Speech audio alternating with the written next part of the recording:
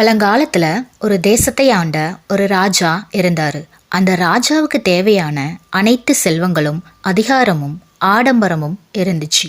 மிக பெரிய அரண்மனை, சுவையான உணவு, திறமையான ஊழியர்கள், வெற்றி பெற்ற படை என அனைத்துமே அவருக்கு கைவசமாக இருந்துச்சு. ஆனாலும் ராஜா எப்போதும் சோகமாகவே இருந்தார். அவருடைய மனதில் ஒரு நிம்மதியின்மை, ஒரு வெறுமை நிரந்தரமாக குடிக்கொண்டிருந்தது. அவர் மற்ற அரசர்களைப் போல மகிழ்ச்சியாகவும் திருப்தியாகவும் இல்லை. ராஜா ஒரு நாள் தன்னுடைய கவலையை மிகவும் நம்பிக்கைக்குரிய மந்திரியிடம் சொன்னார். மந்திரி, என்னிடம் இல்லாதது என்று எதுவும் இல்லை. ஆனாலும் என் மனதில் நிம்மதியே இல்லை.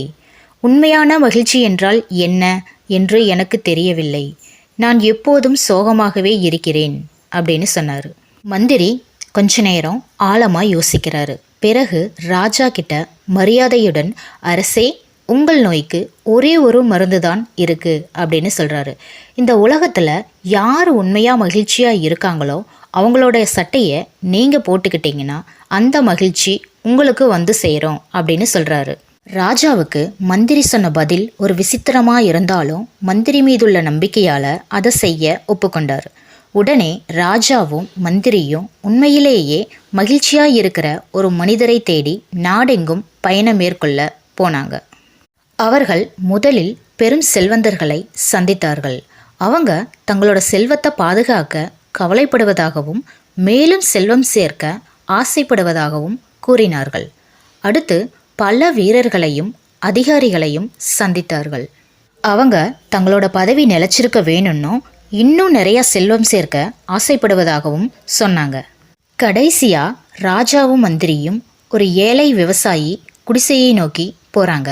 அங்கே அந்த ஏழை விவசாயி தன் வேலை எல்லாத்தையும் முடிச்சிட்டு சந்தோஷமாக படுத்துக்கிட்டு ஒரு பாட்டு பாடிக்கிட்டே இருக்காரு. எந்த கவலையுமே எந்த சிந்தனையுமே அவருக்கு இல்லை. மந்திரி அந்த விவசாயியை நெருங்கி போகிறாங்க. ஐயா, நீங்கள் தான் இந்த கிராமத்திலேயே மிகவும் சந்தோஷமாக இருக்கிறீர்கள். உங்கள் சட்டையை எங்களுக்கு கொடுங்கள் அப்படின்னு கேட்குறாரு. அதை கேட்ட விவசாயி சிரிச்சுக்கிட்டே எந்திரிக்கிறாரு. ஐயா, என்னை பாருங்கள், நிம்மதி இல்லாதவர்களிடம்தான் சட்டையும் செல்வமும் இருக்கும். எனக்கு சட்டை கூட சொந்தமாக இல்லை. அன்றாட உழைப்பில் இருக்கும் மன நிறைவுதான் என் மகிழ்ச்சியும் ரகசியம் என்று கூறினார். மந்திரி அரசர்கிட்ட விவசாயி சொன்ன பதிலை சொல்கிறாரு. விவசாயி சொன்ன பதிலை கேட்டு அரசர் ரொம்ப ஆச்சரியப்பட்டார். மந்திரி இந்த ரகசியத்தை ராஜாவுக்கு விளக்கினார். உண்மையான மகிழ்ச்சிங்கிறது நாம் அணியிற உடைகள் அல்லது சேர்த்து வச்சிருக்கிற செல்வத்தில் இல்லை அப்படின்னு சொன்னார்.